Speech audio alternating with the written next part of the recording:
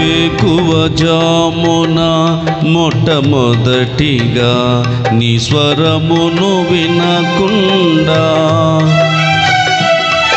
ఏమి విన్నను లేదు లాభము, నీ నోటి మాటయే శ్రేష్టం. వేకువజామున మొట్టమొదటిగా నీ స్వరమును వినకుండా ఏమి విన్నను లేదు లాభము, నీ నోటి మాటయే శ్రేష్టం.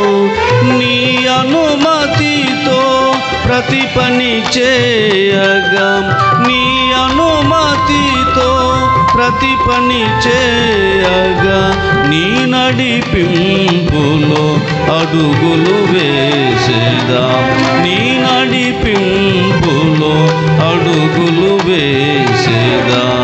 సరిగమ స్వరములతో తీయగా నిన్ను స్తుతించేదా.